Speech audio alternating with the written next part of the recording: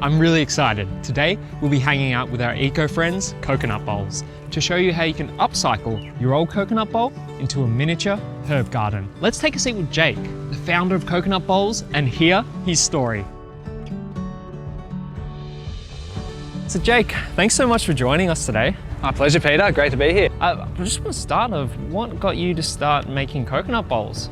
It's a funny story. I just finished 6 months traveling around the world, and my last stop was Bali to go surfing, and just at a local market, and came across these coconut shell handicrafts that were old coconut shells that had been painted and crafted into souvenirs for tourists. And I'd obviously been to third world countries and stuff during my travels and seen the huge waste problem there. And I just saw the shell and I thought, why aren't we eating out of these? And got some made, brought them home, and that's how it started. Oh, that's so cool. Yeah. I read this funny fact, maybe you can improve it for me. Yep. It's like 50 million coconut husks are wasted or harvested each year, and then they just get thrown to landfill. Yeah, so the coconut shell is a byproduct of the coconut industry, and every year, billions, not millions, billions of coconuts are harvested. And unfortunately, the shell is most commonly just considered waste, discarded as landfill, or even worse, burned.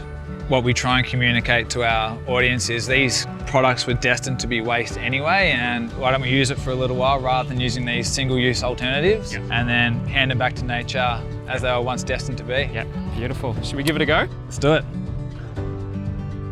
All right, Jake, what do we got here today to compost? So we have this old coconut candle shell, which we've just broken up. This will definitely compost. It will take a while though, probably about a year, but you're not in a rush, are you? No. All right, well, let's throw it all in there.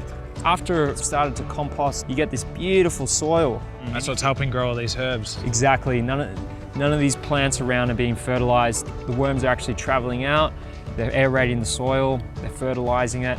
And the beauty about it is that you're composting without any smells, mess, or hard work. I can't smell a thing. Yeah, that's the beauty of Subpod. Exactly. No smell composting. Yeah, I guess the great thing about compost is that you can grow things with it. And what I was going to suggest today, if we could upcycle one of your old coconut bowls into like a mini herb garden. Let's do it. All right. So should we drill some holes? Drill a few holes there, just for some drainage. Ready to upcycle that. Then we just fill it up with our compost. And I imagine this will just hang out and just be there every time you need a little bit of mint or a little bit of a herb to spice up your dish. So there we have it, Jake. Upcycling a coconut bowl, instead of it going to landfill and adding to those billions of coconut shells, which aren't doing any good for our environment. We could either compost it or upcycle it. There's a couple of options here, isn't there? It is, yeah. So because it's 100% natural, again, once we've grown our mint or the mint's outgrown it, we can then put it into the compost. So 100% natural, always has been, always will be.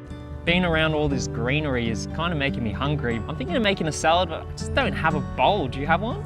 I do, mate. Got a beautiful big coconut bowl here. We can eat from it. Yeah, great. Let's do it. Awesome, let's go.